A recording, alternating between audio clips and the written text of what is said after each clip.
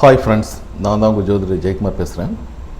இப்பொழுது மகர ராசியில் சுக்கிர பயிற்சி, அதாவது பிப்ரவரி மாதம் 2024 பிப்ரவரி 12ஆம் தேதி மகர ராசியில் சுக்கிரன், அதாவது தனுசு ராசியில் இருக்கிற சுக்கிர பகவான் மகர ராசியில் அதிகாலை 4:41 மணிக்கு மகர ராசிக்கு மாறுறாருங்க. குறிப்பாக நம்ம ஜோதிடத்தில் சுக்கிரன் அப்படிங்கிற காரகத்துவம் என்னன்னு பார்த்தீங்கன்னா, அழகு, உறவுகள், திருமணம், பாலியல், காதல் இதெல்லாமே மற்றும் கூட்டாண்மை இதெல்லாம் ஒட்டு மொத்தமாக நிர்வகிக்கிற கிரகமாக இந்த சுக்கிர பகவான் கருதப்படுது. இது தவிர ஒருவருடைய வாழ்க்கையில் எந்த ஒரு விஷயத்திலும் அவங்களுக்கு நல்லது நடக்கிறதா பொறுத்த வரைக்கும் பார்த்திங்கன்னா, எல்லா அம்சங்களிலும் இது முக்கியமான ஒரு பங்கு. அது சுக்கிர திசை அட்டகாசமாக இருக்குதுப்பா. அவனுக்கு எப்போ எங்கேயோ இருந்தான் தெருக்கோடியில், ஆனால் சுக்கிர திசை வந்தோன்னா கொடி சொன்ன ஆயிட்டான் அப்படிங்கிற மாதிரி ஒரு பாசிட்டிவ் அதிர்வலைகளை கொடுக்கக்கூடிய அமைப்பு இந்த சுக்கிர கிரகம் பொறுப்பு இருக்குதுங்க. குறிப்பாக இந்த ஒழுக்கமான ராசின்னு பார்த்திங்கன்னா மகரத்துக்கு மாறுவதனால சனியோட இணக்கம், அது சனிக்கு நட்பு தான். சுக்கிர பகவானை பொறுத்த வரைக்கும் சனியும் சுக்கிரனும் நட்பு உறவு. ஒருடைய வாழ்க்கையில் ஃபைனான்சியல் ஆகட்டும், பொருளாதார நிலைமைகள் ஆகட்டும், காதல் வாழ்க்கை, திருமணம் போன்ற அனைத்து படிநிலைகளுக்கும் சுக்கிரன் உதவுதுங்க. மகரத்துக்கு பார்த்தீங்கன்னா 5ஆம் இடம் சொன்னாதான் படைப்பாற்றல், பொழுதுபோக்கு மற்றும் குழந்தைகள், தொழில் வளர்ச்சி இதெல்லாமே சொல்லிட்டு போகலாம். இந்த காலகட்டம் அனைத்து ராசிக்காரர்களுக்கும், அதாவது மேஷம் முதல் மீனம் வரை இருக்கிற ராசிகளுக்கு எப்படிப்பட்ட அமைப்பு, இந்த சுக்கிர பயிற்சியினால் காதல் மற்றும் உறவுகளின் அடிப்படை எப்படி இருக்கும்? ஏன்னா ஒரு திருமண வாழ்க்கையில் நீண்ட காலமாக பிரச்சனை இருந்துச்சுன்னா சுக்கிரன் அதில் தலையிட்டு அது தீர்க்கப்படும் சில ராசிக்காரர்களை. இந்த பயிற்சி ஃபைனான்சியல் செக்டார் மற்றும் பிஸ்னஸ், ரிலேஷன்ஷிப், சமூகத்தில் அந்தஸ்து இதெல்லாம் கவனம் செலுத்துகின்ற ஒரு அமைப்பு அனைத்து ராசிக்காரர்களுக்கும் இந்த சுக்கிர பகவான் கொடுக்குறேன். இது தவிர நம்ம யோசித்த சில விஷயங்களில், சில இலக்குகளில் அதிகமாக கான்சன்ட்ரேட் பண்ணி செயல்பட வைக்கக்கூடிய ஒரு அமைப்பையும் இந்த சுக்கிர பகவான் தரும் அப்படிங்கிறதுல எந்த வித மாற்று கருத்தும் இல்லை.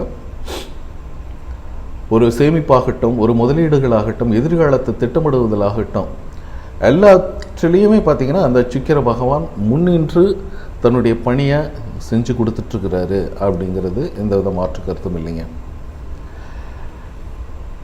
வாங்க இந்த ராசிக்காரர்களுக்கு இந்த சுக்கிர பயிற்சி எப்படி இருக்கும் அப்படிங்கிறத பற்றி ஒரு பொதுவான ஒரு ஜெனரல் பிடிஷன் பார்ப்போம். சுக்கிர பயிற்சி மகரம் ராசியில் நுழைகின்ற சுக்கிரன் பிப்ரவரி மாதம் 12ஆம் தேதி 2024 மகரம் ராசிக்கு தனுசு ராசியிலிருந்து நுழைகின்ற சுக்கிர பகவான் மிதுனம் ராசிக்காரர்களுக்கு எப்படிப்பட்ட பலன்கள்? மிதுன ராசிக்காரர்களை பொறுத்த வரைக்கும் சுக்கிரன் 5 மற்றும் 12ஆம் வீட்டுக்கு அதிபதிங்க. இந்த சுக்கிர பயிற்சியின் போது உங்களுடைய 8ஆம் வீட்டில் நுழையுது. அதாவது சுக்கிரன் 12ஆம் இடத்து அதிபதி மற்றும் 5ஆம் இடத்து அதிபதி உங்களுக்கு 8ஆம் வீட்டில் டிரான்சிஸ்ட் ஆகிறாரு. இது பல சவால்களையும் போட்டிகள் நிறைந்த ஒரு சமுதாயத்தில் நீங்கள் எப்படிப்பட்ட ஒரு திறனை, வாய்ப்புகளை பெற்று அதன் மூலமாக தடைகளை உடைக்கிறீங்களோ அப்படிங்கிற ஒரு உத்வேகத்தை இந்த சுக்கிர பகவான் உங்களுக்கு தரப்போகிறாரு. தொழில் ரீதியாக பல தடை, தாமதம், சவால்களை முறியடிக்கின்ற ஒரு சூழ்நிலை இந்த காலகட்டம். அதே போல் ஒரு கம்பெனியில், ஒரு ஆஃபீஸில் ஒர்க் பண்ணுறீங்க அப்படின்னா சக ஊழியர்கள், மேலதிகாரிகள், உயர் அதிகாரிகள் இவங்ககிட்ட கொஞ்சம் பணிவான ஒரு ரெக்வஸ்டேஷன் அப்படிங்கிறது வச்சுக்கிறது நல்லது. இருந்தாலும் வேலையில் பல சிரமங்கள் அப்படிங்கிறது வருவது இருக்குது. ஏன்னா இந்த வேலையை நம்மளால் செய்ய முடியும் அப்படிங்கிற ஒரு கான்ஃபிடென்ட், ஒரு நம்பிக்கையோடு உயர் அதிகாரிகள் உங்ககிட்ட அந்த வேலையை ஒப்படைக்கிறாங்க. அதே சமயம் உங்களுக்கு சப்போர்ட்டிவாக உங்களை குளிக் அப்படி இருக்கிறவங்க லீவ் போட்டு போயிடுவாங்க. அந்த வேலையும் சேர்த்து நம்ம பார்க்குற மாதிரி ஒரு அழுத்தங்களை உருவாக்கும் மிதுனம் ராசிக்காரர்களை பொறுத்த வரைக்கும். இது ஏன் நாம் நெகட்டிவாக சொல்கிறேன்னா, நெகட்டிவாக இல்லைங்க.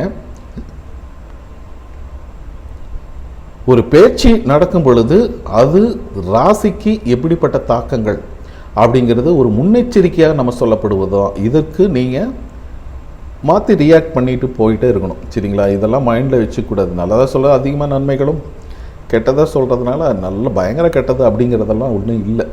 சரிங்களா? சிரமங்கள் வரும் அப்படின்னு சொன்னால் அதுக்கு தகுந்த மாதிரி நம்ம ப்ரிகாஷனாக இருந்துக்கிறது நல்லது.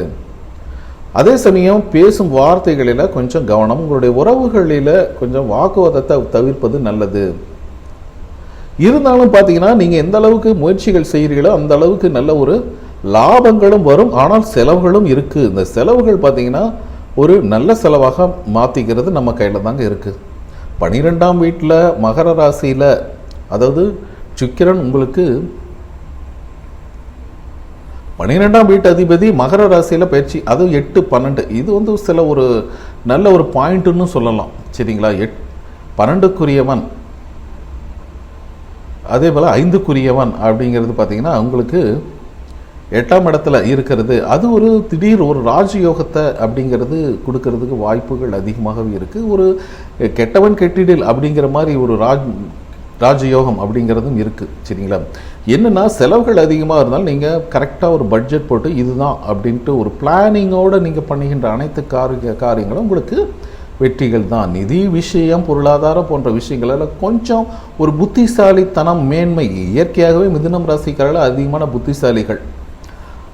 அவங்க இதை திறம்பட சமாளிக்கக்கூடிய இன்னொரு நல்ல ஒரு உத்வேகத்தை இந்த சுக்கிர பகவான் கொடுக்க போகிறாரு. அதே சமயம் 5ஆம் இடத்து அதிபதியாக இருந்து 8ஆம் இடத்துல இருக்கிறதுனால குழந்தைகளின் ஆரோக்கிய விஷயத்தில், ட்ராவலில், படிப்பில் இதெல்லாம் கொஞ்சம் கவனிக்கப்பட வேண்டியது ஒன்று. கவனிச்சிங்க. சரிங்களா?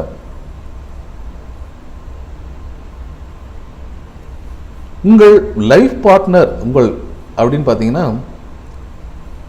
நல்லா தாங்க போயிட்டு இருந்துச்சு. திடீர்னு பார்த்தோன்னா தேவையில்லாத ஏதோ ஒரு வார்த்தை சொல்லிவிட்டு அதனால் வீட்டில் செம அக்கப்போர், சண்டை சச்சரவு அப்படிங்கிற மாதிரி. ஏன்னா நேற்று வரைக்கும் பார்த்தீங்கன்னா நம்ம எது சொன்னாலும் கேட்டுட்ருக்கிறவங்க இன்றைக்கி பார்த்தீங்கன்னா எதிர்த்து பேசுகிறாங்க. அதாவது நம்ம சரியாக தான் பேசுகிறோம், அடுத்தவங்க தவறாக புரிஞ்சுக்கிறாங்க. அது காதல் உறவுலையும் சரி, வெளியுலக பழக்க வழக்கங்களையும் சரி, நம்ம ஆஃபீஸ்லேயும் சரி, இந்த மாதிரியே போயிட்டுருக்கு. அப்படிங்கிறதுனால மனசில் ஒரு ஒரு தாக்கத்தை ஏற்படுத்தும். இங்கே ஒரு மெடிடேஷன், கடவுள், ஆன்மீகம், குலதெய்வ ஈடுபாடு, போய் பார்க்குறது, ஒரு பூஜை புனஸ்காரங்களை கலந்துக்கிறது, இதெல்லாம் பண்ணி கொள்ளும்போது பார்த்திங்கன்னா இந்த 8ஆம் இடத்து சுக்கிர பகவான் ஒன்றும் அவ்வளோ பாதிப்பு இல்லை. என்னென்னா கொஞ்சம் விரயங்கள் இருக்குது. பணம் பாக்கெட்டில் வச்சுருந்தால் அது செலவாகும். அந்த செலவுகளை ஒரு நல்ல செலவாக பண்ணிக்கிறது, ஒரு இடம் விட்டு இடம் போகிறது, ஒரு டிரான்ஸ்ஃபர், அந்த மாதிரி ஒரு அமைப்பு.